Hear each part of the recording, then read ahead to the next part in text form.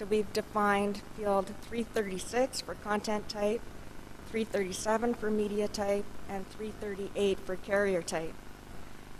And subfield A will contain the terms that are provided for in RDA, but there's also an alternative that you can assign a code instead of the term, or as well as the term in the fields. I just wanted to show you this. It's a very complex example. It's not really a typical one, but it gives you a sense of what we can bring out when we've got a complex resource. So this is a dual disc, audio CD on one side and a video DVD on the other with lyrics on container insert. Under ACR2, it would be very hard to identify this resource using a GMD. So now that we see we can get a lot more information about a resource by using these three new fields to carry the RDA terms.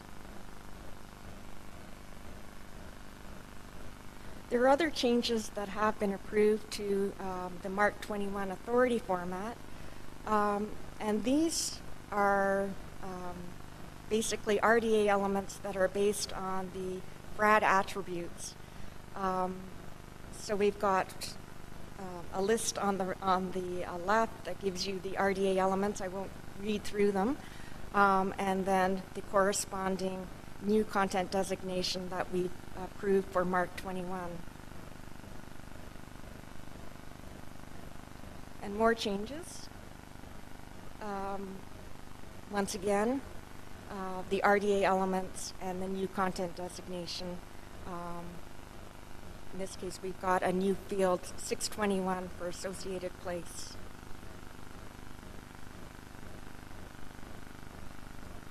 And more changes. There were a lot of new attributes in FRAD that we wanted to make sure we could support in RDA and in MARC-21. So new fields.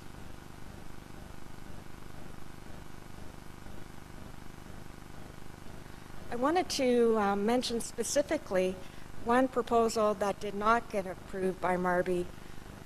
There was a proposal put forward to find a way to identify work expression and manifestation records in MARC-21. And this was actually a proposal that emerged from an earlier report that Sally did in 2005 regarding FRBR and MARC-21. The RDA MARC working group had extensive discussion on how we should approach this, and what we decided was we would propose a new field, 883, that would carry entity type. We didn't limit it to either the bibliographic or authority format. We said, well, let's define it, propose that it be defined in both formats. So subfield A would carry the terms, the FRBR Group 1 entities, work, expression, manifestation, and item. And then there's also be an option to provide a code in subfield B. When this went to MARBI, there was quite a discussion. It was interesting because, should be on next.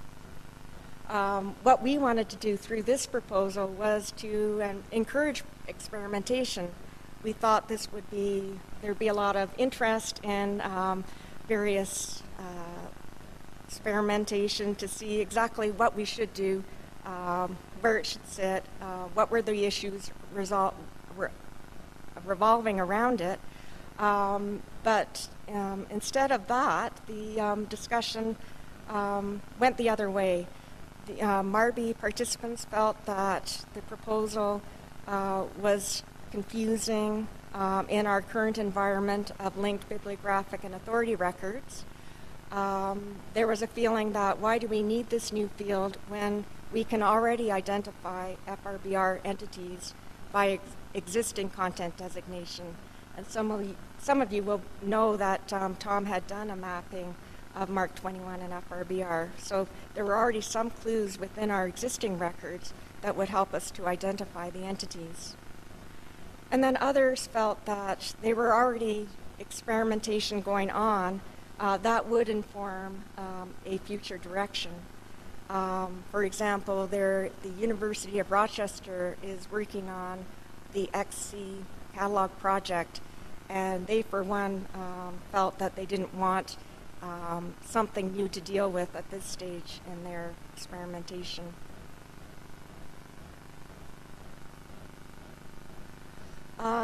What's going on now? We've got the MARBI meeting coming up in July 2009. The RDA MARC working group is now meeting via teleconference call every week to work through some new discussion papers. I think there's a call this afternoon that perhaps Sally and I and Reinhold can get into. But what we're looking at now are discussion papers for URIs, for controlled values. As you know, the LC MARC Standards and Development Office are now registering some vocabularies, and also we have the work of the DC RDA Task Force, which is also registering RDA vocabularies. So the question is, how can we accommodate this work within MARC 21? There will be a discussion paper that will propose the use of a subfield 1 to do this. And one of the interesting issues is whether or not this should actually be done in MARC 21, 2709, or should we really be thinking of using the X-link in MARC XML? Is that an easier route to go? The other thing that we are looking at are how are we going to accommodate relationship designators for the Group 1 entities, and also relationship designators for the Group 2 entities. As we know, with FRBR and FRAD, relationships are essential and very important, so we need to find ways within MARC 21 to further identify these types of relationships. We're also going to have a discussion paper on enhancing field 033 and 518 for place and date of capture. This was of particular interest by the music community.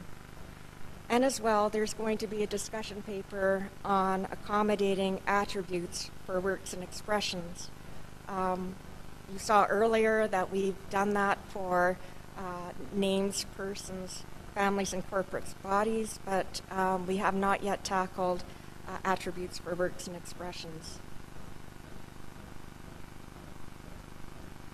And here's, I wanted to give you an idea of the RDA timeline. Right now, we're working on finalizing the content. The content will be delivered to the publishers and the developers at the end of June 2009. The first release of RDA is scheduled for the fourth quarter of 2009. There will then be a period of testing and planning for implementation that will be, we're thinking now, the first 6 to 9 months of 2010, and finally implementation in late 2010. And in terms of the tool or the online product, there will be a Tools tab, and under that tab there will be MARC to RDA mappings, and then the reverse mapping RDA to MARC mappings. So we see this as an important transition tool, and will be helpful for those of us that are moving to RDA. I think that's it. Thank you.